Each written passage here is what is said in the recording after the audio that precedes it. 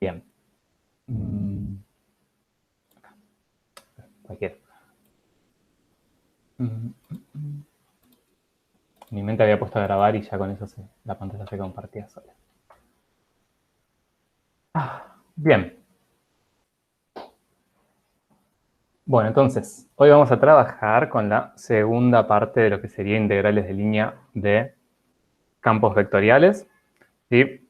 Esta división en parte 1 y parte 2 fue elegida por nosotros, pero queda bastante bien, digamos, en la primera parte estuvieron trabajando todo lo que tiene que ver con la definición de integral de línea sobre campos vectoriales, la manera de calcularlas, las propiedades, y también trabajando con lo primero en realidad, con los campos vectoriales y los mapas vectoriales en sí, que bueno, es algo que se ve junto con este tema.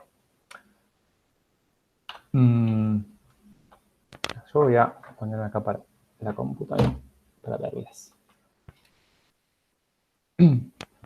Bueno, entonces, vamos a empezar con la definición o con la notación de una integral de línea, que cuando trabajemos con integrales de línea vamos a trabajar con un campo vectorial, ya que le llamé f, y una curva sobre la cual vamos a calcular la integral de línea, que le llamé c. Y esta es la notación, ¿sí?, que tenemos para esas integrales de línea. La notación. Este puntito ahí es un producto escalar, porque f es un campo vectorial que tiene dos componentes, y esto van a ser componentes de la función vectorial, que también va a tener dos componentes, y esta es la curva c. ¿Sí? F y c ya son cosas que ya hemos definido, y R es la función vectorial, cuya curva asociada es c. ¿Sí? Por eso en integrales de línea, en general, si tenemos una curva sobre la cual integrar, ya vieron en la clase de hace un rato que tienen que poder parametrizar esa curva con una función vectorial para poder hacer el cálculo de esa integral de línea. Que la forma de cálculo era esa. Denme un segundo. Un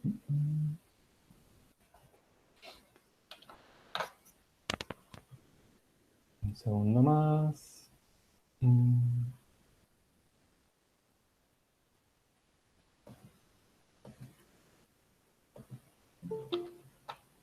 Ahí está. Bien. Entonces, teníamos esta forma de cálculo en la que teníamos también acá era un producto escalar entre esto. O sea, teníamos el campo vectorial aplicado en la función vectorial como una composición. Esta era la derivada de la función vectorial. Y A y B eran los extremos de integración que coincidían con los del dominio de la función vectorial. Ahora, no me voy a meter en eso. De hecho, hoy no vamos a calcular nada usando la forma de cálculo. Esto lo vieron en la clase anterior y vieron que lleva su tiempo, hay que hacer esta composición, hay que hacer producto escalar, hay que parametrizar R, etcétera, etcétera. Pero se puede hacer. Y lo interesante es que esa forma de cálculo a la que llegamos, en definitiva, es una función integral. No cualquiera. Es una integral de una función escalar. Porque cuando hacen este producto escalar, les queda una función escalar. Acá tienen dos extremos de integración que son números. O sea que en definitiva resuelven una integral de las que ya conocen de la vida. Bueno, eso como un breve repaso. Y lo que vamos a ver hoy es otra manera de calcular las integrales de línea. Entonces, fíjense que, lo que dice acá, que para algunos campos vectoriales en particular, la integral de línea puede calcularse por otro camino. Entonces, esto primero es para algunos campos vectoriales en particular, no va a valer siempre. ¿Y cuáles son esos campos? Y acá les voy a ir poniendo algunas definiciones que tiene la teoría como para que se vayan guiando, ¿sí?, con los conceptos más importantes. Bien, esos campos son campos que le llamamos campos de gradientes o campos conservativos. Y la definición que tienen en la teoría es la que está acá. si tenemos un campo vectorial f de ley tal, cuando escribimos esto lo que queremos indicar es los nombres de cada uno de los componentes del campo vectorial, que cada uno de los componentes son campos escalares. Y el campo vectorial es como el más complejo, digamos, de las funciones que vimos, y tiene dos o más componentes, y cada componente a su vez es un campo escalar.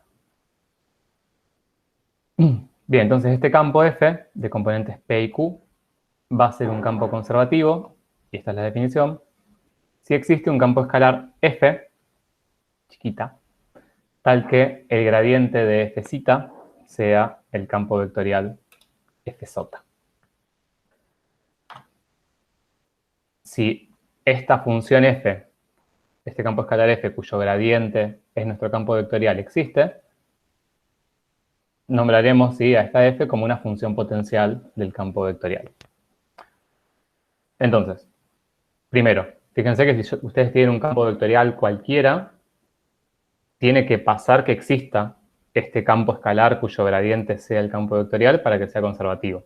Eso puede pasar o puede no pasar. De hecho, de eso depende que el campo sea conservativo o no.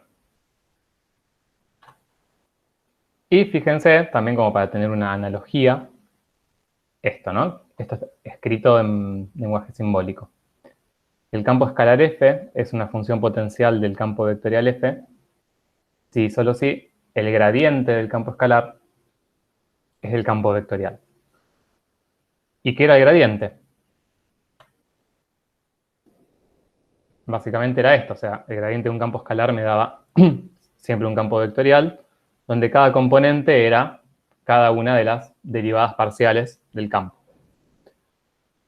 Entonces, en este caso que el gradiente de f es el campo vectorial f, fíjense que la derivada parcial con respecto a x del campo escalar tiene que ser igual a la primera componente del campo vectorial, y la derivada parcial con respecto a y del campo escalar tiene que ser igual a la segunda componente del campo vectorial. Entonces, esto que por ahí al principio es un poco así raro y confuso, está bueno por ahí como una analogía pensar lo siguiente. El gradiente sería como un análogo de la derivada, ¿sí? De las funciones escalares. Solamente que acá en un campo escalar tengo más de una derivada y el gradiente es un campo vectorial donde aparecen todas esas derivadas respecto a x, respecto a y, respecto a las variables que sean.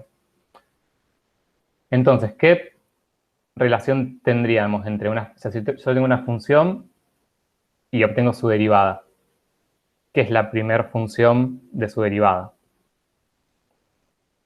Pueden hablar.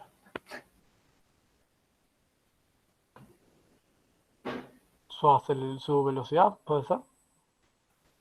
Sí, o sea, la derivada podría interpretarse como la velocidad, pero si yo derivo una ¿O función... primitiva no sería? La Claro, primitiva. al revés era, ¿no? Como la función que derivo es la primitiva de a la que llego. Entonces, fíjense que acá, si hago el gradiente de un campo escalar y me da un campo vectorial, sería análogo, ¿sí? Como que si esta función potencial fuera una primitiva del campo vectorial. Si hacemos esta analogía de que el gradiente y la derivada son, bueno, análogos, básicamente. Bien, entonces, con esto va a ser como un cuentito bastante largo, de hecho. Así que espero que me vayan siguiendo. Vimos hasta acá que para algunos campos vectoriales podremos calcular de otra manera. ¿Qué campos? Los campos de gradientes que los acabamos de definir. Ahora, dos preguntas que nos van a llevar un rato. La primera es, ¿cómo podemos saber si un campo escalar es conservativo o no? ¿Sí? Porque tenemos la definición, pero la definición un poco no es tan sencilla a priori ver un campo vectorial y decir, ah, sí, tal campo escalar es el gradiente porque hago esta derivada, me da esto. No es tan sencillo. Entonces, ver un camino de llegar a saber si un campo es conservativo o no es lo primero. Y si efectivamente lo es, cómo usar esa propiedad para calcular la integral de línea. Serían como esas dos cosas que tenemos que ir viendo. Vamos con la primera.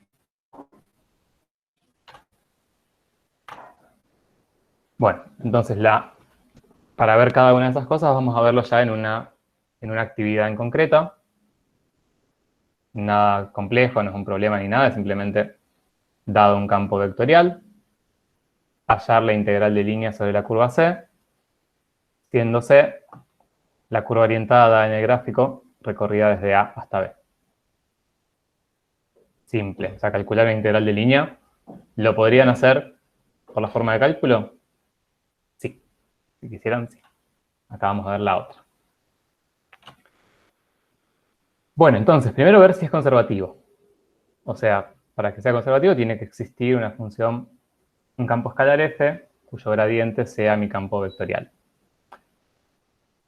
Entonces, algo que es útil acá es, antes de ponerse a probar, después vamos a ver cómo se hace, pero antes de ponerse a probar con el campo vectorial si puedo encontrar esa f, es ver si esa f va a existir.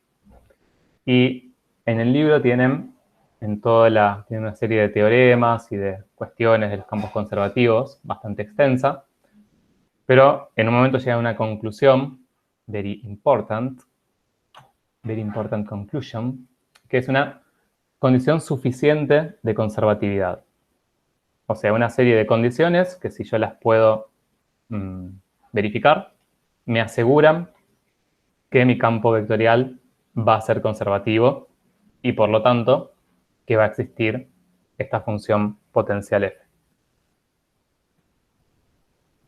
Bueno, ¿cuál es esa condición suficiente? Esta que está acá. ¿Sí? Tenemos un campo vectorial f con componentes p y q.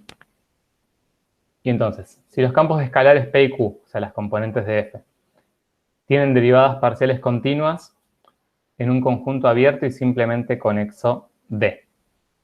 Ahí, por un lado, que sean continuas, y por otro lado, un conjunto que sea abierto y simplemente conexo, que ahora veremos en el ejemplo qué significa eso. Y además, se tiene que verificar que la derivada parcial de P con respecto a I sea igual a la derivada parcial de Q con respecto a X. Esto, coloquialmente, le llamamos como las derivadas cruzadas. ¿Sí? Porque si pienso a los componentes del campo y a las variables x, y en orden, es como que derivo el primer componente p con respecto a la segunda variable, que es y el segundo componente, que es q, con respecto a la primera variable. Entonces, si se cumple todo eso, podremos asegurar que el campo vectorial es conservativo en ese dominio D. O sea, acá están resumidas. Primero, que el dominio sea abierto y simplemente conexo, que las 4 derivadas sean continuas y que las derivadas cruzadas sean iguales. Si pasa eso, f va a ser conservativo en D. Bueno, veamos nuestro caso. Ahí está simplemente resumido las 3 condiciones que vamos a verificar. Vamos a empezar viendo que el dominio que sea abierto y simplemente conexo. Bueno, primero esto, supongo que lo vieron ya en la teoría, el tema de los dominios y esta clasificación. Igual lo vamos a refrescar.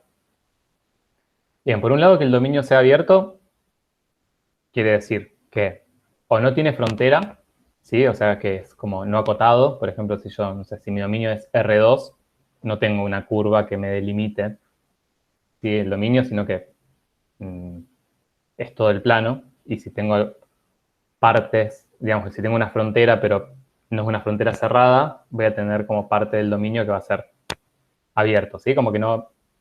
no sé si lo expliqué bien. O sea, o no va a tener frontera, porque se va a extender ilimitadamente, o si tiene frontera, no va a estar incluida en el dominio. Y en ese caso, el dominio va a ser abierto. Y para que sea simplemente conexo, tiene que ser conexo y no tener agujeros. Bueno, ¿qué es un dominio conexo y un dominio no conexo? Empecemos con esa diferencia. La definición es básicamente que en un dominio conexo, sería este primer ejemplo, ustedes podrían tomar dos puntos del dominio cualquiera y los podrían unir con una curva que esté dentro del dominio, sin salir en ningún momento del dominio. Eso llevado a la práctica implica que no pueden tener como el dominio como separado en dos partes. Y por ejemplo, en este caso, en el no conexo, yo no puedo ir de un punto de acá a un punto de acá mediante una curva sin salirme del dominio en ningún momento. En cambio, si puedo hacer eso, para dos puntos cualquiera del dominio va a ser un dominio conexo. Ven en este primer caso que elija los puntos que elija del dominio, los voy a poder unir por una curva sin salir del dominio. Bien, perfecto. Ahora, fíjense que este dominio es conexo, pero tiene ahí un agujero. Bueno, eso para un dominio simplemente conexo no debe estar. ¿Sí? Tienen también una definición más formal de simplemente conexo, no es necesario que la veamos ahora. Y con que sepan que se es conexo y que no tiene que tener agujeros para que sea simplemente conexo, es suficiente. Obviamente esto siempre lo vamos a ver desde la gráfica del dominio, no desde la definición con el conjunto por comprensión. Siempre desde lo gráfico. Bueno, ¿cuál es el dominio en nuestro caso de este campo vectorial? No sé si estuvieron trabajando con dominios en la clase de la tarde. Si recuerdan. Bien. De todos modos, tampoco es algo wow de complejo. Es simplemente dominio de campos escalares saben hallar. Espero. Sí, sí. Sí. Entonces lo que pasa acá es que tienen dos campos escalares y tienen que poder aplicar los dos al mismo tiempo. Entonces se trata de hallar el dominio de cada campo escalar y intersecarlos. O sea, tienen que ser los puntos X, Y con los que puedan aplicar el campo P y el campo Q al mismo tiempo. Creo que puede ser que lo hayamos visto ayer a la noche, creo. Puede ser. Igual es eso simplemente. O sea, toman las restricciones de P, las restricciones de Q y las consideran todas juntas. Es como bastante intuitivo, ¿sí? Quizás sí, seguramente anoche lo vieron en algún ejemplito. Pero bueno, solamente eso. Bueno, ¿qué restricciones tenemos aquí? Que X no puede ser 0. Bien, X no puede ser 0 y esa es la única restricción que tenemos. Este campo estaría definido en todo R2, el segundo campo escalar. Entonces, esa es la única restricción. ¿Y cómo nos va a quedar la gráfica del dominio?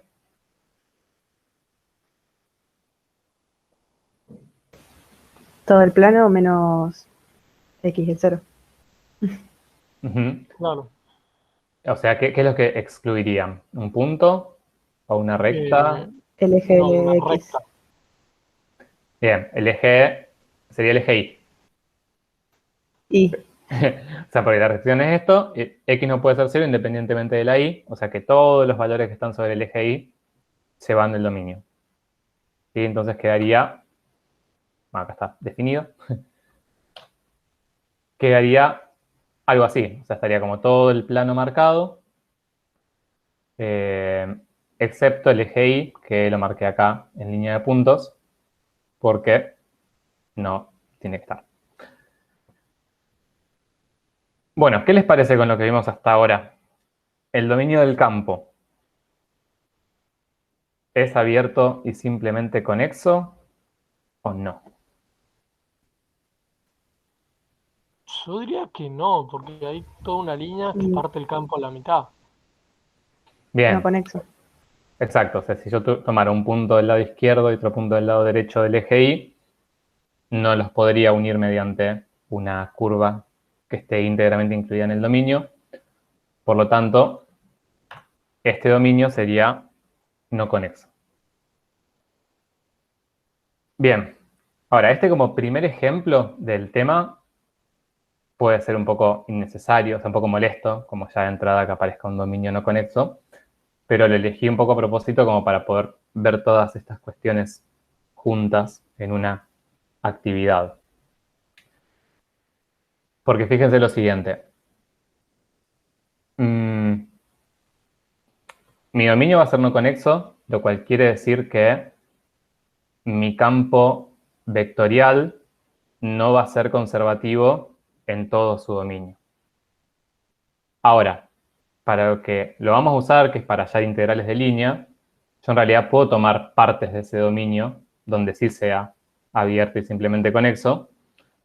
Y el único requisito que voy a tener ahí es que eso que yo tome me incluya a la curva sobre la cual quiero realizar la integral. Entonces, como el hecho de que el dominio sea no conexo o sea cerrado o, bueno, o que no cumpla con esto, es algo que lo podemos subsanar a veces eligiendo un subdominio en el que podamos trabajar. Entonces, en este caso, necesitamos hacerlo eh, para poder seguir adelante. Es lo que dice ahí. Entonces, ¿cómo les queda? ¿Qué hacemos? ¿Qué tomamos?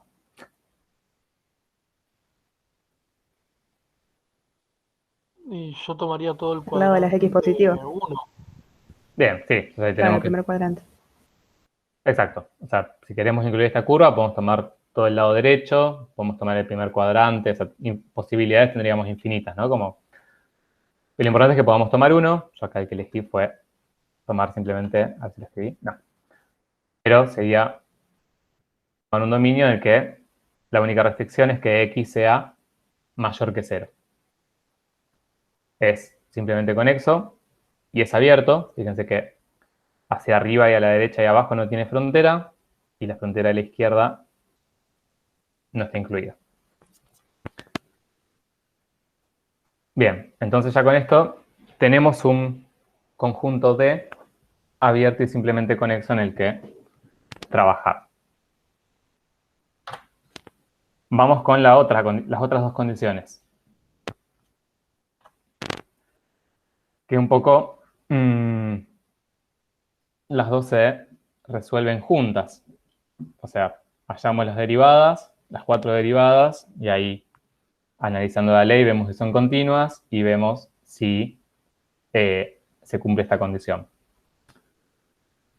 Algo que pueden hacer, o sea, en la práctica, como esto es una condición suficiente de conservatividad, en la práctica lo que pueden hacer es empezar por esta condición, porque ya si esta condición no se les cumple, ya aseguran que no es conservativo, porque no tiene sentido que tampoco que se pongan a ver el dominio, si es abierto y simplemente conexo o no, y lo acoten y qué sé yo, y después las derivadas cruzadas sean distintas.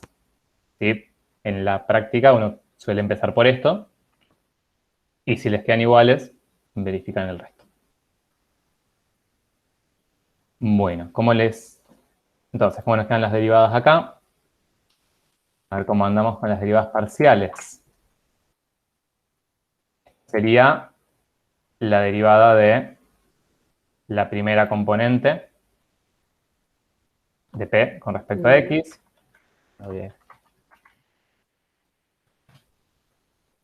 Qué grande.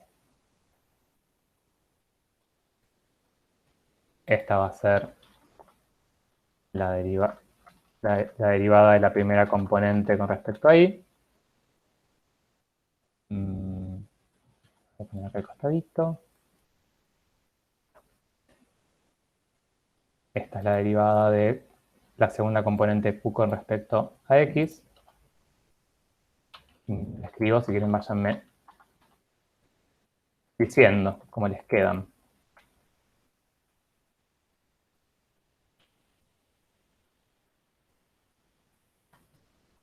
Y acá lo que estoy haciendo es escribir. No estoy derivando nada todavía. Estoy expresando las derivadas parciales de este modo.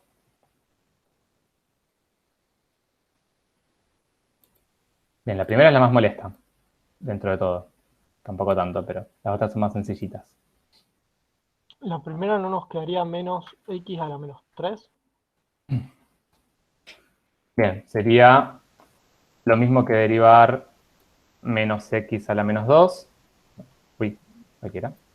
Mm, Sí, lo pueden reescribir así. A la menos 2. Perdón. Entonces, el exponente menos 2 me queda multiplicando. Entonces me queda menos por menos 2. Ya sea que acá me va a quedar positivo. Y me queda el exponente de resto 1, me queda x a la menos 3. O sea que nos queda 2x a la menos 3 o 2 sobre 3x. O 2 sobre x cubo.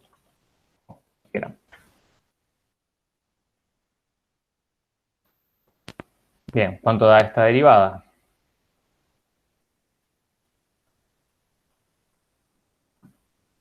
Dos y respecto de x.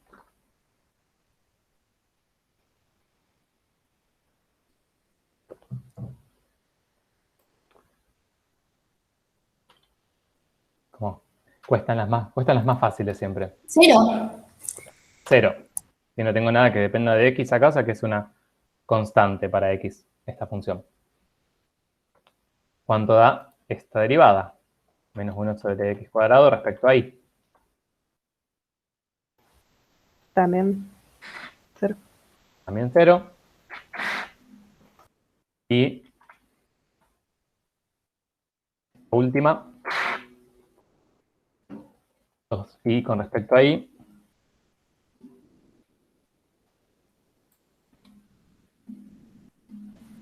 2.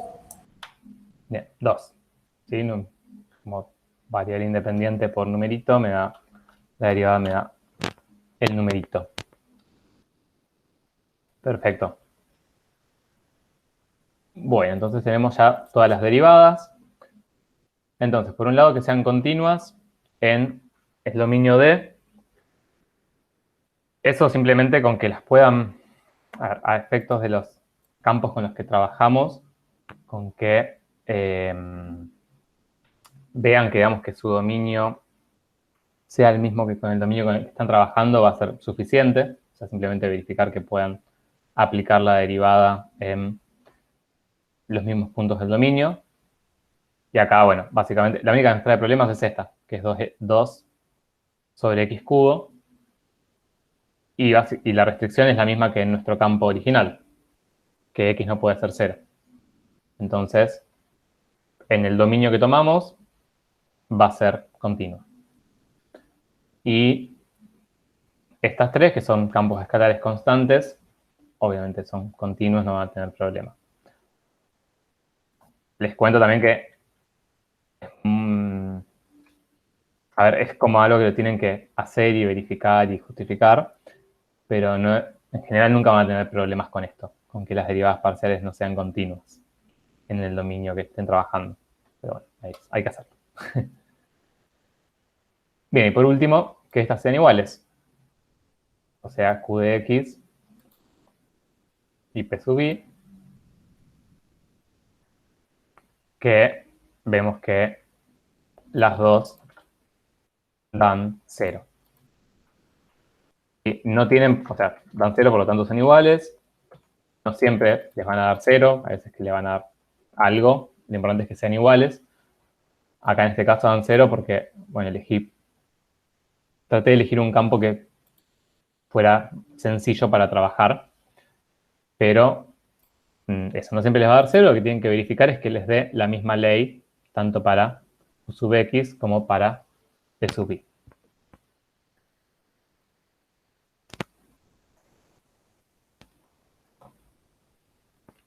Bien, entonces,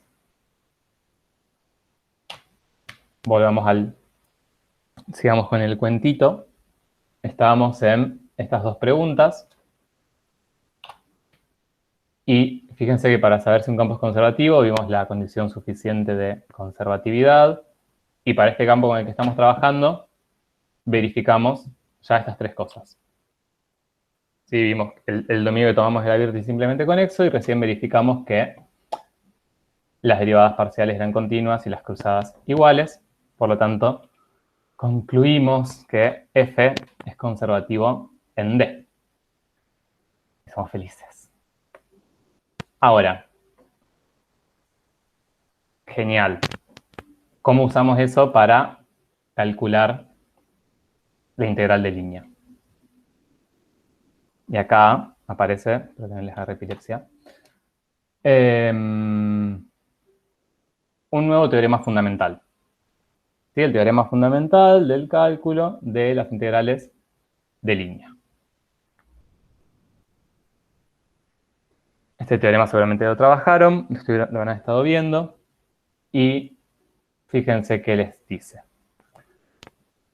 Se hace una curva suave definida por la función vectorial R, que va de AB a R2, y F, que va de D a R2, no, que va de D a R, diferenciable en C. Entonces pasa esto.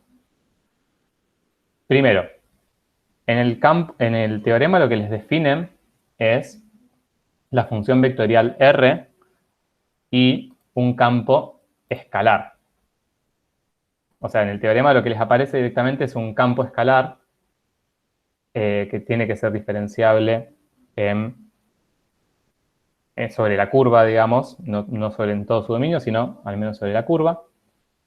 Y fíjense que les plantea esto. Les dice que la integral de línea del gradiente de f sobre la curva C la podemos calcular de esta manera. Ahora vamos a ver más en detalle esto, pero lo que me interesa que vean más que nada del teorema es que la manera en que les plantea la integral de línea no es poniéndoles un campo vectorial f, sino que ese campo vectorial f se los escribe como el gradiente de f, chiquita, de un campo escalar f. O sea, el gradiente de una función potencial. ¿Podrían acá escribir, en vez de gradiente de f, poner campo vectorial f y aclarar que ese campo es conservativo? Sí, podríamos, creo. Supongo que sí. Sí, podrían. O sea, si aclaran que es conservativo y que f es su función potencial, sería lo mismo. Pero en el teorema lo tiene escrito así y ya, digamos, acá se aseguran que la integral de línea de la que están haciendo es de un campo conservativo. ¿Por qué? Porque ese campo conservativo lo obtienen como el gradiente de f y entonces automáticamente va a cumplir con la definición de campo conservativo. Eso es algo que parece muy sencillo y que después en la práctica confunde bastante. Bien. Bueno, entonces tenemos esto y la forma de calcular esta integral de línea es evaluando nuestra función potencial como una composición, ¿no? Nuestra función potencial en la función vectorial aplicada en el extremo B menos el campo escalar aplicado en R aplicado en el extremo inferior. Ahora esto lo vamos a ver más detalle. Bueno, pero todavía no terminamos, porque si vamos por este camino, todavía nos queda, sí, una pregunta que apareció al principio de, bueno, genial, mi campo es conservativo, existe la función potencial, F, lo que nos queda ver es cómo lo hallamos. Y ya con eso nos acercamos un poco al final del cuento.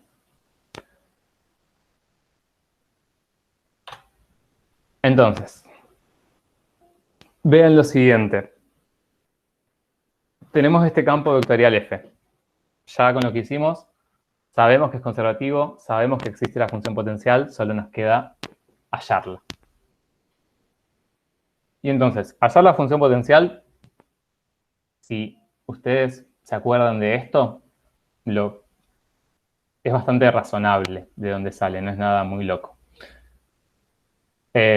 Básicamente habíamos dicho que el campo F tiene componentes P y Q, y si es gradiente de un campo escalar, P y Q eran las derivadas parciales. Con lo cual, acuérdense que acá la incógnita es esta función F. Entonces, mi campo P va a ser la derivada parcial, que lo conozco, que es menos 1 sobre x cuadrado, va a ser la derivada parcial de F con respecto a x, y mi campo Q, la derivada parcial de F con respecto a y. Bueno, si yo tengo esto, conozco P, o sea, conozco que P es menos 1 sobre x cuadrado, y sé que es la derivada parcial de F con respecto a x. ¿Qué harían para hallar F? Yo lo que sé de... ¿Integrarla Bien. o no? Sí, o sea, sería como una especie de integración parcial, digamos. Podríamos llamarle así. Lo acabamos de inventar, pero podríamos llamar así. Sí, yo derivo mi campo escalar con respecto a x, me da esto, lo que tengo que hacer ahora es hacer el proceso inverso. Y lo mismo con esto. La componente q, que la derivé con respecto a y, también la voy a tener que integrar. Y en esas integrales lo que vamos a hacer es respetar la variable de integración con respecto a la cual habíamos derivado previamente. Con lo cual, a ver, acá. Para hallar f, en este caso, vamos a integrar la componente p con respecto a x, que fue respecto a la que derivamos, y la componente q con respecto a y. Fíjense que acá escribí diferenciales ordinarios, digamos, diferenciales comunes, porque en realidad esto va a ser como, o sea, lo vamos a pensar como una integral de una función escalar. O sea, la integral de la componente p, la y la vamos a considerar constante, y en el caso de q, que integramos con respecto a y, la x va a ser como una constante.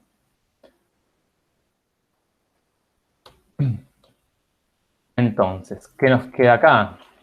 ¿Se va?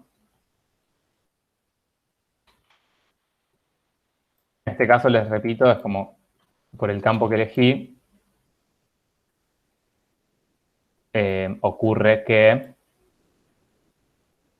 la primer componente de f solamente depende de x y la segunda solo depende de y, pero eso no les va a pasar siempre. Después, si nos queda tiempito, podemos hacer algún ejemplo de hacer otra función potencial un poco más complicada. Pero, bueno, la lógica va a ser la misma. Acá lo que tenemos que integrar... A ver, si hago esto... Sí.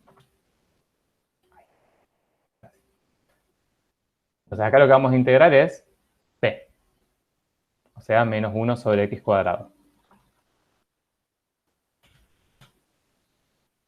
Respecto a x. Pregunta, como para charlar, aunque sea brevemente.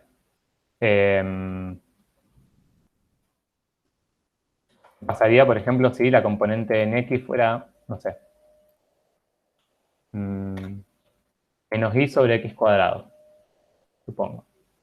Y quisiera integrar esto con respecto a x. ¿Qué harían con esa y? Yo haría lo mismo que hago en una derivada parcial. Dejo esta ahí como si fuera una constante y listo.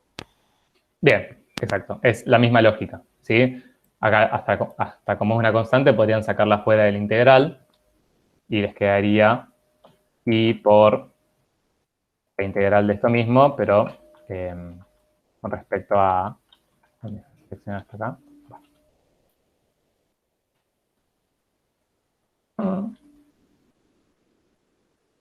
Así. ¿Sí? Y después integran normalmente esto con respecto a x. Y si tuvieran, por ejemplo,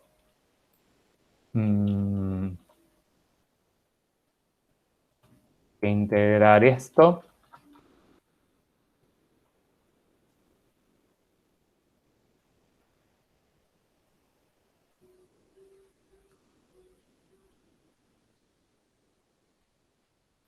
Primero, ¿cómo integrarían esto?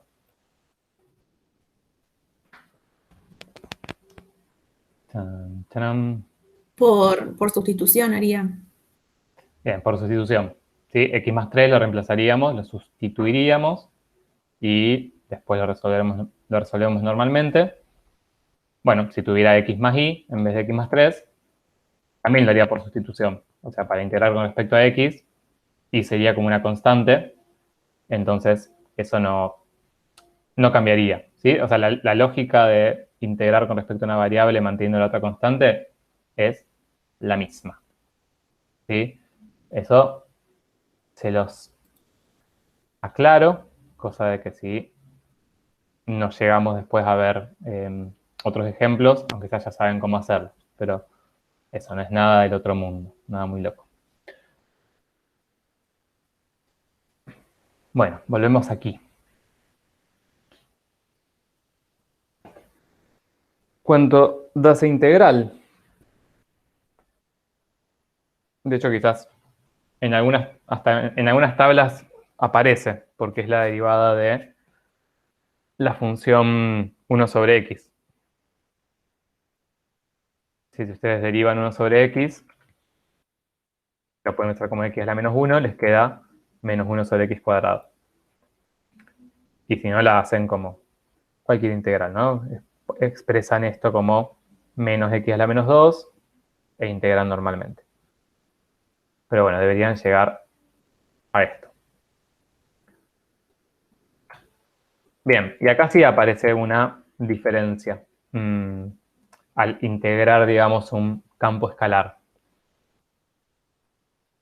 Y tiene que ver con la constante de integración.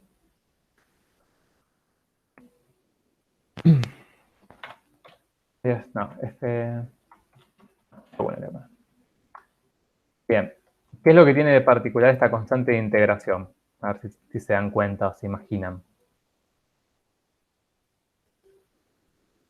En una función escalar, digamos, esta constante aparecía porque cuando yo derivaba se me hacía 0 y desaparecía.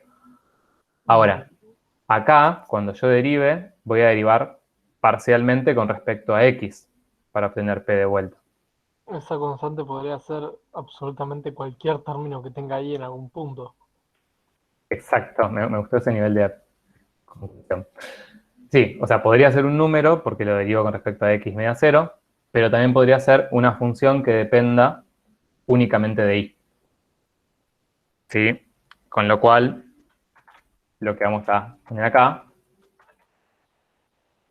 es esto, ¿sí? Como que mi familia de primitivas, que son campos escalares en este caso, van a ser 1 sobre x más cualquier función que dependa de y.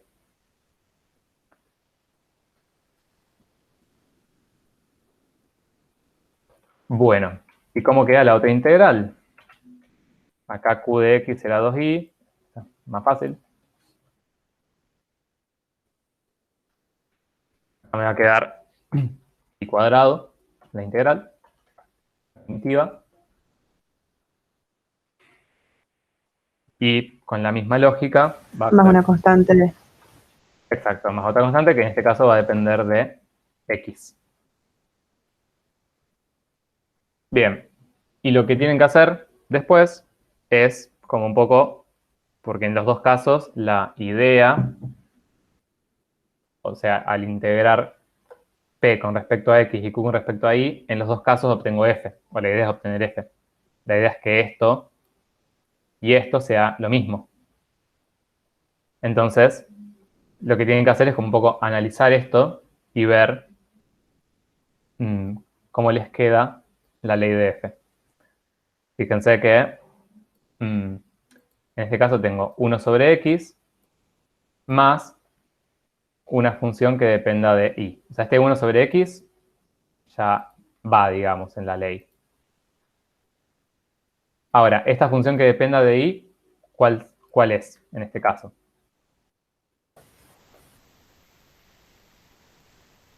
Puedo poner la dejo así. O sea, lo que tienen que tener en cuenta ahí es que, a ver, vamos escribiendo. Voy a poner por ahí, supongamos que la ley del campo F me queda así. Fíjense que cuando yo, si derivo este campo escalar con respecto a X, obtengo P. Ahí está todo bien. Ahora, si derivo esta ley del campo con respecto a Y, para obtener Q, ¿dónde sería? Acá. Sí, si derivo esto con respecto a Y para obtener Q, esto me da 1 sobre X respecto a Y se va, y esto me va a quedar la derivada de C sub 1 de Y. Entonces, esta Derivada de función... C sub 1 y puede ser que sea... bueno, si estamos La asumiendo función que son encontramos. iguales, va a ser la función que encontramos antes. Claro, Claro. exacto. O sea, la derivada de C sub 1 de Y, en realidad, ya cuando derivo, que obtendría Q, tiene que ser 2Y. Entonces, esto que ponemos acá, C sub 1 de Y, C sub 2 de X, lo ponemos inicialmente en cada caso para integrar por separado, pero después tenemos que juntar esa información.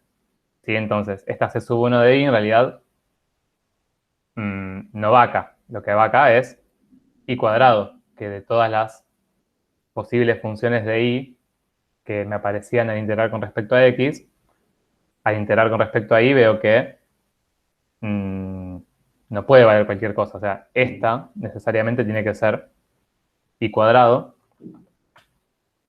para que cuando derive F con respecto a Y me dé 2Y.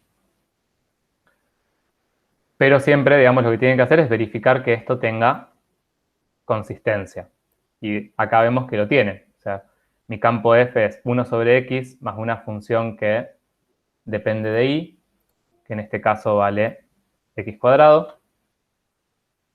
Y también lo puedo pensar como Y cuadrado más una función que depende de X, que en este caso la veo en el primer campo sería 1 sobre X. O sea que, digamos que tienen que sumar, digamos, lo que les parezca distinto en cada una de estas formas y esto, digamos, me sirve a mí para quedarme tranquilo de que, bueno, que en la ley de mi campo, por ejemplo, si entero con respecto a X, si yo pusiera 1 sobre X más una constante solamente, eso no me permitiría tener una ley de un campo que sea 1 sobre X más algo que no es constante. Pero bueno, por eso es que se incorporan estas funciones que dependen de la otra variable respecto a la variable que no estoy integrando.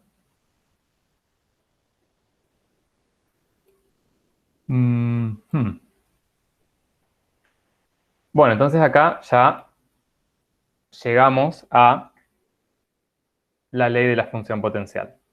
Si verificamos fácil que derivo esto con respecto a X y me da menos 1 sobre X cuadrado, o sea, esta componente. Y si derivo parcialmente con respecto a Y, me da 2Y, la segunda componente.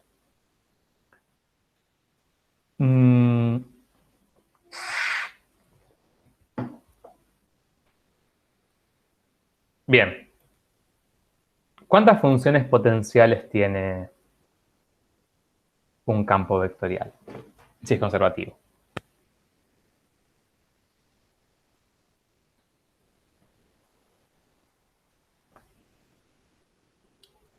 O sea, acá ya vimos que esta es la ley que encontramos. Fíjense que no le puedo sumar, o sea, las funciones C1 de Y y C2 de X que pusimos acá tienen que ser necesariamente 1 sobre X e Y cuadrado. O sea que ahí no puedo dar otras funciones. Entonces, ¿qué les parece? ¿Será única? Supongo que sí. Bien, es casi única. O sea, pasa lo mismo que con funciones escalares. O sea, acá no podemos incorporar ninguna función que dependa de X o de Y que no sean estas, pero sí le puedo sumar un Una número. constante. Claro, una constante, es así, constante de verdad, digamos. Si yo acá le sumo una constante C, cuando la derivo con respecto a X se me va a ir, cuando la derivo con respecto a Y se me va a ir. Entonces, cualquier campo que tenga esta forma va a hacer una función potencial de el campo vectorial. O sea que ahí se mantiene, digamos, la analogía con las funciones y sus derivadas, en el sentido de que si el campo es conservativo, o sea, admite primitiva, va a admitir infinitas. Bien, por ahí a diferencia de integrales, no tenemos un símbolo para representar la familia de infinitas funciones potenciales. Lo voy a poner simplemente así. Pero depende para qué lo necesiten. O sea, puede ser que necesiten hallar una en particular y tengan que hallar el valor de C correcto, digamos, el que tenga que ver con su problema o lo que sea. Pero si ustedes necesitan la función potencial únicamente para hallar una integral de línea, pueden usar cualquiera. Entonces, si es para hallar la integral de línea, pueden tomar C igual a 0 y va a estar todo bien. Ahora le voy a poner, no sé, para diferenciarlos, un asterisco. Entonces podemos llamarse con este asterisco a la familia de funciones potenciales y tomamos una función potencial en particular donde C valga 0.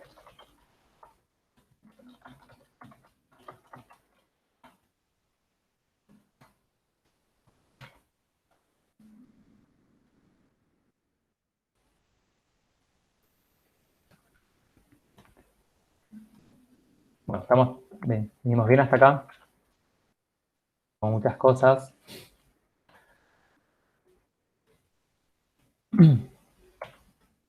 Bueno, entonces volvamos a nuestro problema, a nuestro enunciado inicial.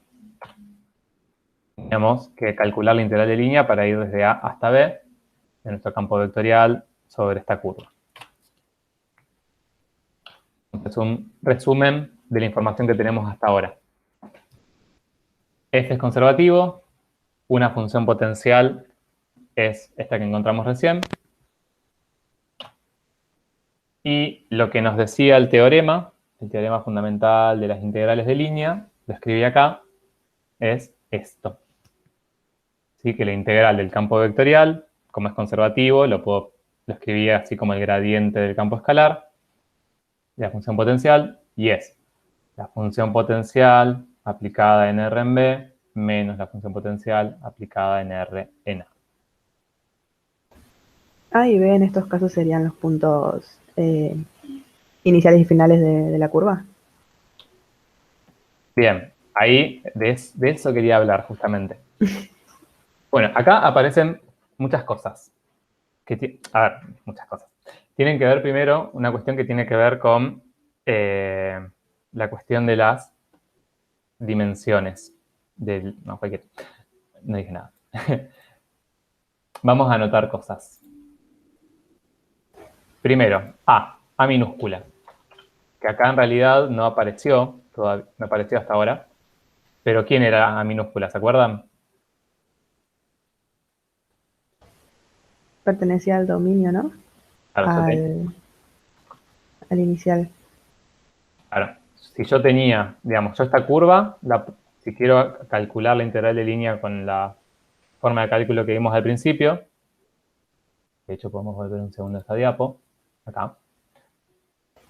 Claro, Sí, es en el tiempo. calculaba la integral sobre la curva C. Entonces tenía que parametrizar la curva C con una función vectorial R. Esa función vectorial R tenía un dominio de A a B. Y esos eran los extremos de integración. Ahora acá, lo que plantea el teorema es lo mismo, en principio. O sea, yo necesitaría parametrizar la cosa esta, la curva, y tendría mi función vectorial con su t perteneciente a la b, Bueno, y podría hacer este cálculo. Ahora, lo que quiero que veamos es lo siguiente. Primero, trabajemos con A, por ponerlo de ejemplo. A es un elemento del dominio de la función vectorial, o sea que es un número real, una sola componente.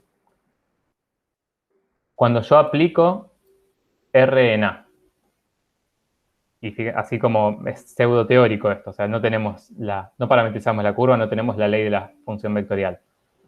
Pero, ¿qué punto de la gráfica me tiene que dar R en A minúscula?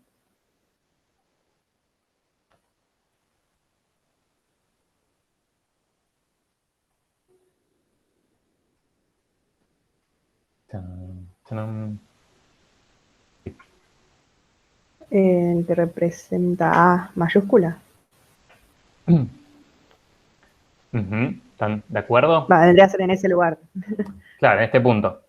¿Sí? O sea, si yo parametrizo esta curva y la quiero parametrizar yendo de A hacia B, necesito que mi función R en el T inicial me dé el punto de coordenadas 1, 2 y en el T final me dé el punto de coordenadas 2, 5, que es las coordenadas del punto B. Acá, de hecho, vamos a ponerle las coordenadas a esto. El punto A tiene coordenadas 1, 2. El punto B tiene coordenadas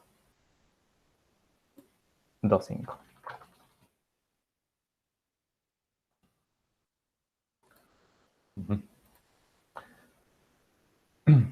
Bien. Entonces, completemos esto. ¿Qué me va a dar R en A? ¿O qué me tendría que dar? Va a ser la función vectorial aplicada en un valor de T. Me va a tener que dar dos componentes. 1, 2. Bien, 1, 2. El punto A, el punto inicial de la curva. O sea, va a tener que dar 1, 2. Y también, esto es una cuestión de escritura, pero suele como resultarles un poco chocante, pero también puedo escribir esto. O sea que R en A me da un punto, o sea, porque este punto A tiene dos coordenadas, digamos, y está todo bien. Y R en B minúscula me va a dar el punto del plano B mayúscula, este igual se lo voy a sacar, de coordenadas 2, 5.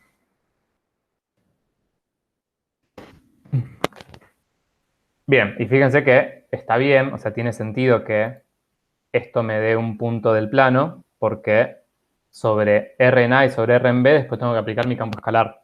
O sea que necesito que sea, que sea algo que tenga dos componentes.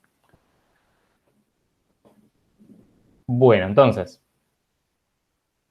esto que en el teorema en sí no lo tienen escrito, según de donde lo vean, pero fíjense que es equivalente que yo escriba esto o que directamente en vez de tomar R aplicado en B, ponga F en B mayúscula, o sea, B en el punto final de la curva, menos F en el punto inicial.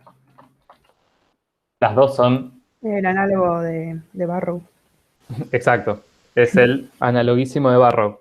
O sea, la integral de la derivada de una función f es la primitiva aplicada en el punto final menos la primitiva aplicada en el punto inicial. Tal cual. Entonces, estas dos maneras son equivalentes. ¿Cuál usarán? Depende de qué datos tengan. ¿Sí? Pero, fíjense que si en este caso, con la información que tenemos, yo puedo usar esto, ¿no? Sé que B y A son puntos que corresponderían al punto final inicial de mi curva, que la podría parametrizar, pero si conozco mi función potencial y conozco los puntos iniciales y finales de la curva, no necesito hacer toda la parametrización. Como que todo eso me lo ahorro. Entonces, directamente podemos calcular esta integral aplicando el campo en B menos el campo en A. A ver.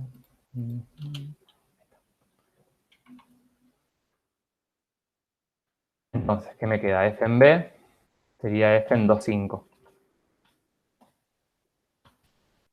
Menos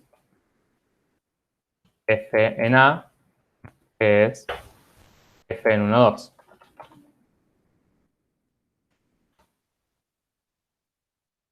Entonces, ¿qué nos queda?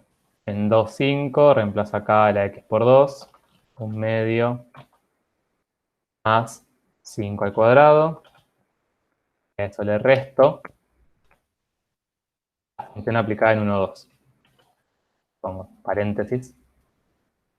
1 sobre 1, que es la X, más 2 al cuadrado.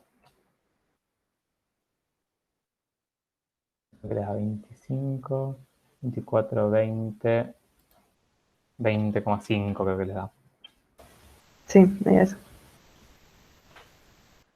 Bien, 20,5.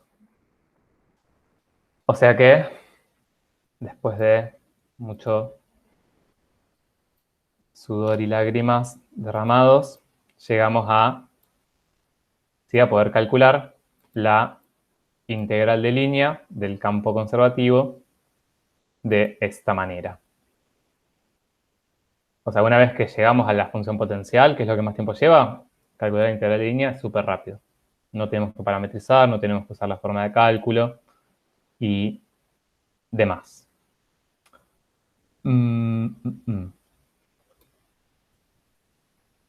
Bueno, ahora, los campos conservativos, que acá vimos que podemos calcular la integral de línea así más sencillamente, pero en sí tienen muchas más utilidades, ¿sí? En realidad, como el hecho de poder calcular una integral de línea más fácilmente, les diría que es hasta lo menos interesante que tienen.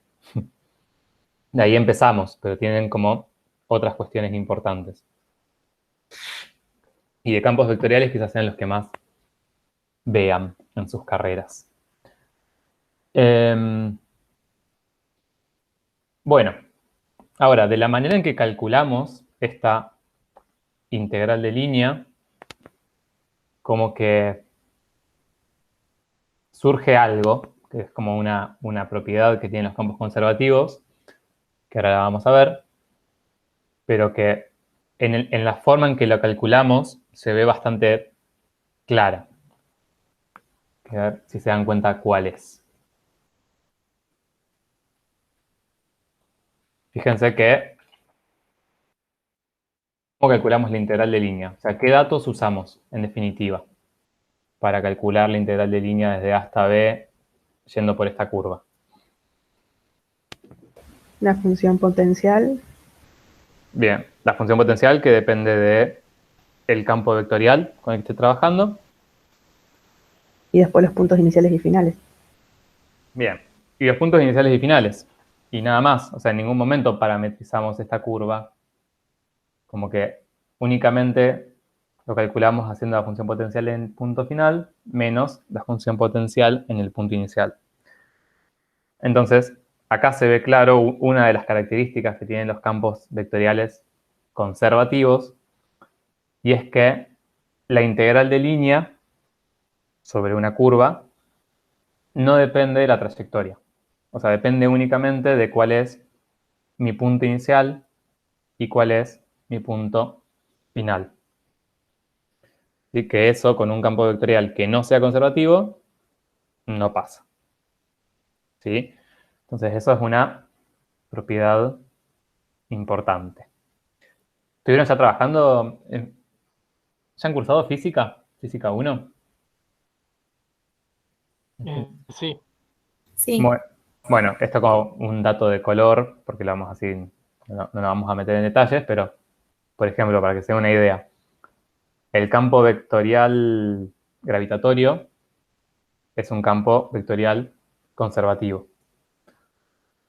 su función potencial es la función energía potencial. O sea, ahí ya trabajamos en 3 dimensiones, un poco más complejo todo, pero la función potencial del campo vectorial conservativo gravitatorio es la energía potencial.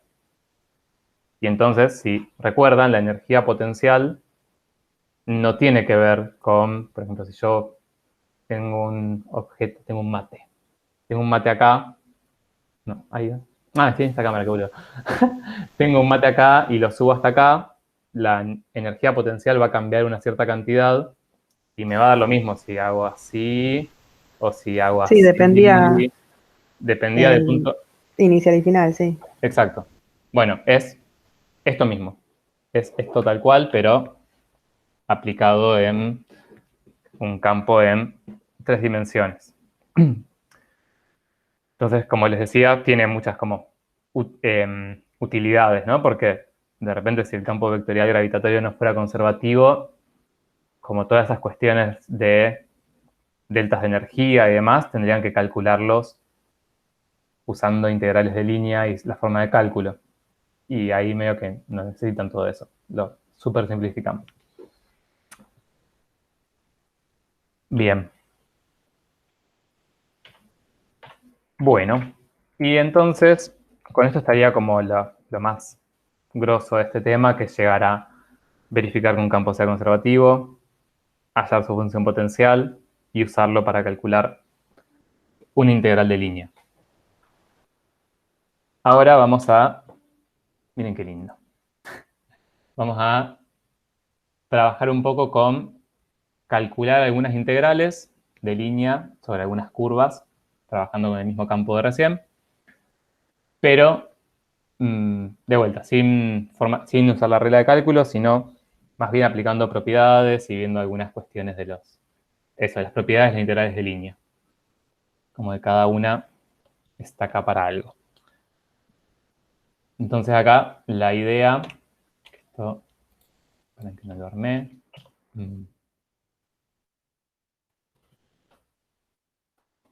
Bien, la idea es dar el valor de estas integrales de línea. Son todas del campo F, con el que venimos trabajando, sobre distintas curvas. Y entonces, por ejemplo, la primera es sobre la curva K, donde K es la curva negra, está acá, recorrida desde B hasta A, en sentido opuesto.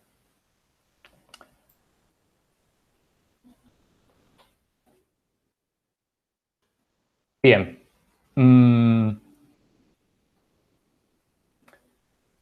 Primero, antes de ese caso. A ver, sí, antes de ese caso. ¿Cuánto me da la integral de línea si yo en vez de ir desde A hasta B por la curvita roja, que fue lo que hicimos antes, voy desde B hasta A? O sea, la recorro en sentido opuesto.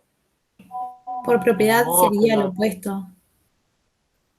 Bien, por propiedad les da lo opuesto. ¿Sí? Tienen una propiedad que les permite afirmar eso. ¿Sí? O sea que sobre la curva roja recorrida al revés, esta nos había dado 20,5. Entonces, sobre la curva opuesta, sobre la curva recorrida en sentido opuesto, me va a dar menos 20,5. Y también no es el mismo resultado que lo que tendríamos que calcular en este ejercicio, ya que tienen el mismo punto final y los puntos son los mismos, nada más que lo recorre al revés, como recién dijimos. Exacto. Entonces, fíjense, o sea, por un lado la integral sobre la curva C que vimos antes, que va de A a B, da 20,5, y la integral, vamos a poner así, sobre la curva menos C, menos C no, se pone un menos adelante, pero lo que quiere significar es la curva C recorrida en sentido opuesto, ¿sí? Esto me va a dar menos 20,5. Es la curva recorrida desde B a A. Esto, digamos, esta propiedad que les permite decir que esta integral de línea les da el opuesto, es una propiedad de las integrales de línea en general. No es porque el campo sea conservativo. Y esto lo van a poder decir siempre con cualquier campo y cualquier curva. Bien, ahora, la curva K, que es una consecución de estos dos segmentos que van desde B hasta A, como el campo es conservativo, me va a dar lo mismo que la integral sobre menos C, porque va de B hasta A.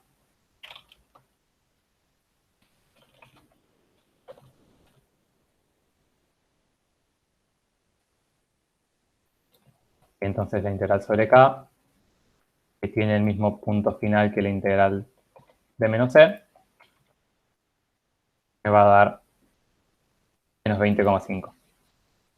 Como que para justificar este resultado, tendrían que ver ambas cosas, ¿no? Primero, ver que en sentido opuesto me da el opuesto y después que la integral sobre la curva que va de B a A, como es independiente de la trayectoria, puedo ir por cualquier camino y me va a dar lo mismo.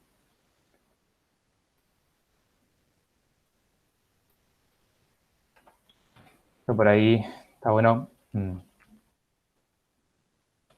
integral de línea.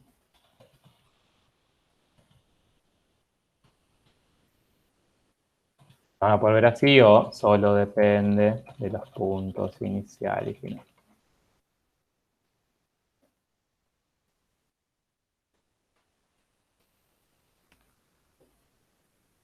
Bien, vamos con el L, o sea, la curva L. Acá estaba. Lo puse en orden. Qué bueno, no me di cuenta. Tenían que estar en otro orden. Bueno, o sea, la curva L, que es la curva roja recorrida de B a A, sería menos C, básicamente. Entonces esta ya la hicimos. Claro, las puse en orden inverso. La idea era que estuviera primera esta para después hacer la otra, pero me quedó al revés. Bueno, ese ya está. Se va.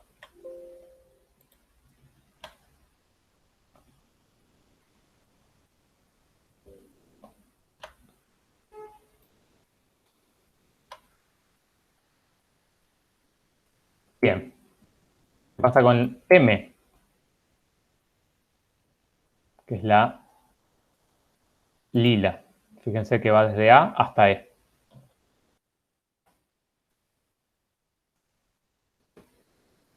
¿Qué les parece?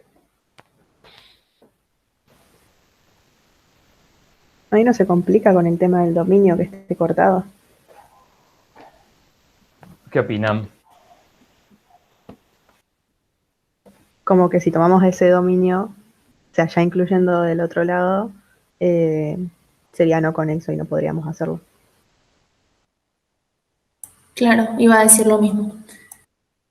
Bien, exacto. O sea, el problema con el dominio... El problema con el dominio, que sea no conexo, fíjense que yo podría haber tomado, no estoy acá, como todo el dominio no conexo y estas integrales, las que calculamos antes, las podríamos haber hecho igual en un punto.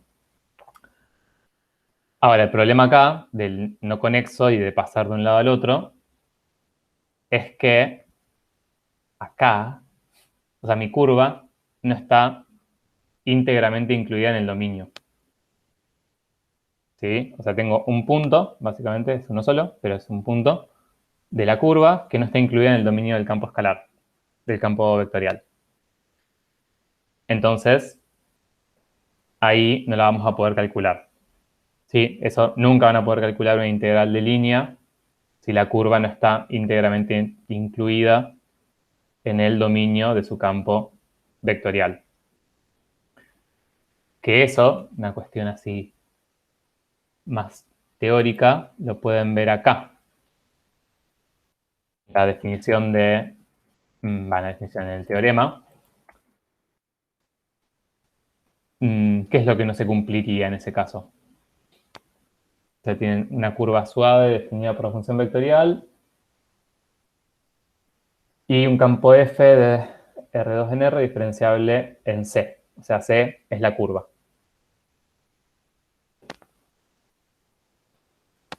¿Qué de todo eso que les dice el teorema no se les cumple en ese caso?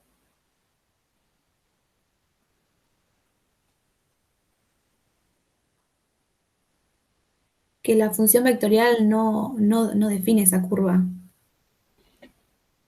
La función vectorial ni siquiera, o sea, en realidad en este caso no definimos ninguna función vectorial. No parametrizamos la curva, pero la podríamos parametrizar. Es una curva, aparte es una curva suave, no tendría problemas. El problema está acá, que les pide que el campo escalar sea diferenciable en C. O sea, no diferenciable en su dominio, sino diferenciable sobre todos los puntos de la curva sobre los cuales van a integrar. Entonces, básicamente, necesitamos que el campo escalar exista en primer lugar en todos los puntos de la curva y después, además, bueno, que sea diferenciable. Pero en primer lugar, que exista.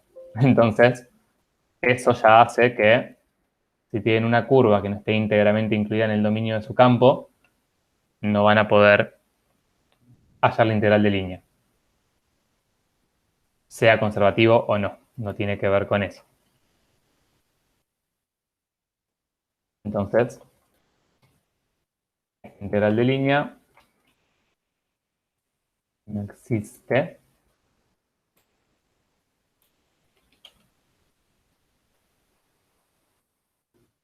A ver. La curva debe estar íntegramente incluida en el... A ver.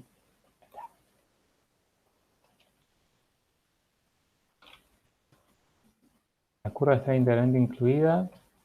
sí está en el dominio del campo vectorial. Vectorial o escalar, en ambos, en realidad. ¿Sí? Bien, entonces eso, no va a existir. Y no va a existir entonces ninguna integral de línea que sea entre dos puntos que estén en lados separados, digamos, del eje Y.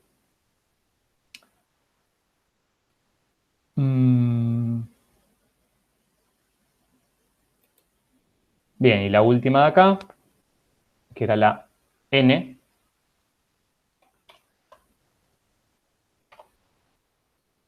que es la circunferencia, está en verde, recorrida una vuelta completa desde el punto E en sentido horario.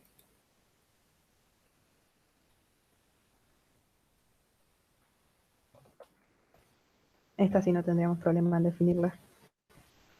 Bien, esta Pero daría 0, creo.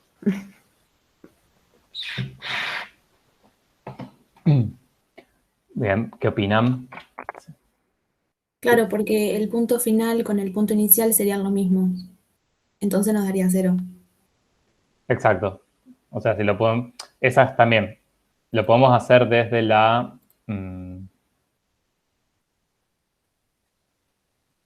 aplicando, digamos, el teorema, ¿sí? Que nos va a quedar... Esto le voy a poder hallar como F en el punto final. O sea, lo voy a explicitar. Voy a ponerle F en el punto final menos F en el punto inicial.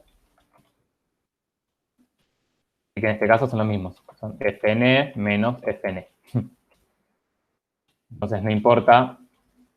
Fíjense que ni siquiera sabemos cuánto vale el campo, la función potencial n. Bueno, la podríamos hallar. Tenemos la ley. Pero no importa. Sabemos que haciendo esta resta nos va a dar 0. Bien, y entonces ahí tienen O sea, fíjense las propiedades que estuvimos viendo. Una era que la integral de línea era independiente de la trayectoria. Eso es para un campo conservativo. Después acá vimos si recorro una curva en un sentido y en sentido opuesto que me dan resultados opuestos, que eso es para cualquier campo. Y después acá aparece otra propiedad y que, digamos, vemos fácilmente que si yo tengo un campo vectorial conservativo, puedo usar esta forma de cálculo y siempre que el punto inicial y final sean el mismo, me va a dar 0. Entonces la propiedad que les aparece ahí, si tiene una curva y su punto inicial y final es el mismo, va a ser una curva cerrada. Entonces, para un campo conservativo, la integral de línea de la curva sobre cualquier curva cerrada va a darles 0.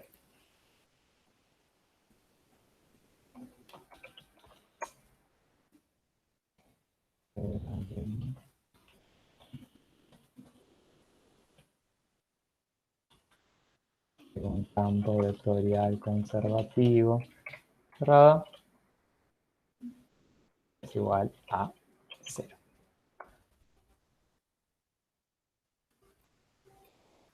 Obviamente, cualquier curva cerrada que esté íntegramente incluida en el dominio de la función. No, no.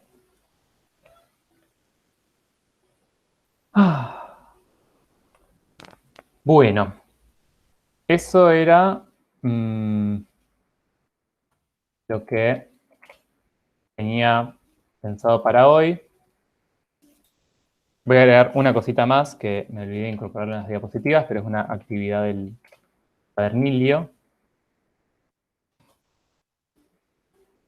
Fíjense que todo lo que vimos hoy fue todo súper conceptual.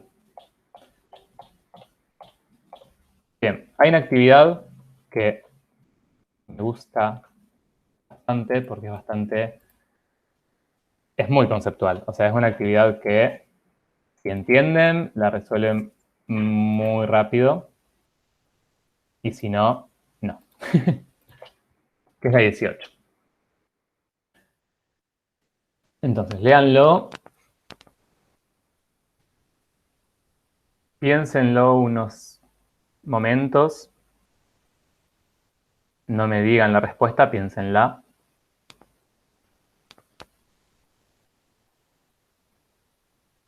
Pero eso, tómense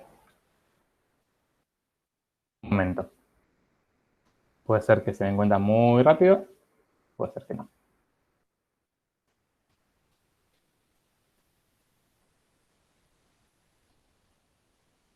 Acá lo que aparece es un mapa de contorno de un campo escalar F, que hasta ahora no estuvimos juntando, digamos, lo que estuvimos viendo con los mapas de contorno.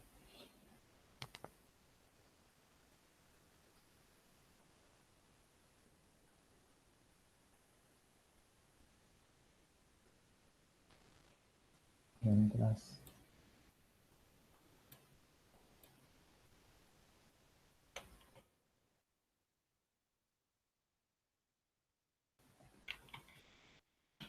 escribir la integral lo vemos.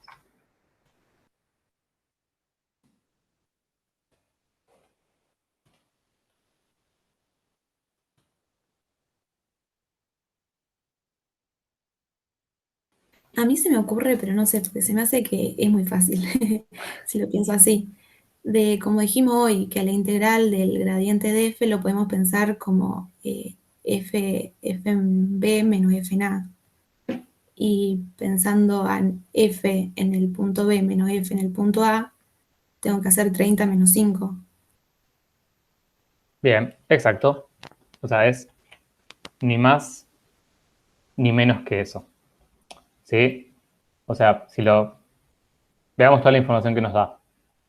Nos da una curva que va de A a B, las curvas de nivel del campo escalar F, y después acá aparece sí otra cosa que, para hacer la actividad y justificarla correctamente, es importante, y que es esto. ¿Sí? O sea, que el gradiente es continuo en todo el dominio, no da clara, pero se supone que es en todo el dominio. Entonces, el hecho de que el gradiente sea continuo en el dominio es una... Acuérdense que el gradiente son las dos derivadas parciales. Que las derivadas parciales sean continuas es una condición... Este año no me acuerdo con qué profundidad vieron esto, creo que lo vieron más un poco por arriba, pero que las derivadas parciales sean continuas implica que el campo escalar sea diferenciable. Y que sea diferenciable en general es todo lo que queremos que un campo escalar sea. Porque nos sirve para calcular derivadas direccionales, como que nos simplifica la vida, ¿sí? La mayoría de los campos escalares con los que trabajamos suelen ser diferenciables, pero siempre es algo que hay que tener en cuenta, sobre todo en una actividad así más teórica, poder justificarlo. Entonces, el hecho de que el gradiente sea continuo, ahí me indica que el campo F es diferenciable.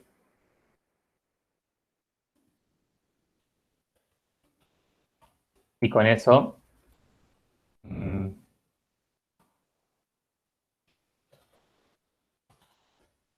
puedo plantear esta integral usando el teorema fundamental de las integrales de líneas, ¿sí?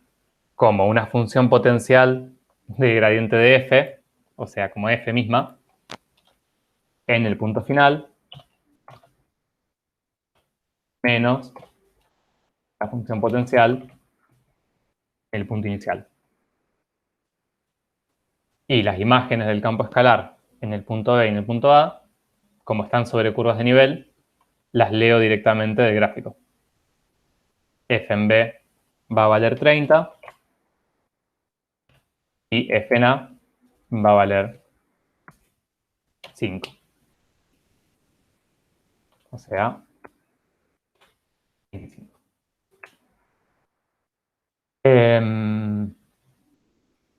Bien, sí, esto es todo lo que tienen que hacer en esta actividad. Pero les repito, como que si no... o sea, si tienen claro lo que están haciendo y la teoría, es así de sencillo. Y si no, es de las actividades que más les suele complicar. También acá lo estamos viendo como justo después de dar el tema, ¿sí? Pero no subestimen estas cosas porque son sencillas de hacer, pero cuando uno se pone a hacerlas, por ahí se arma un pequeño caos. Y en los finales, ya sí, como se ve un poco estos últimos temas de forma más integrada, se suele trabajar, ¿no?, de manera conjunta con campos escalares y vectoriales y gráficos donde tengan mapas vectoriales del campo vectorial o mapas de contorno del campo escalar. Y son así como esas actividades más como de este estilo más integrador.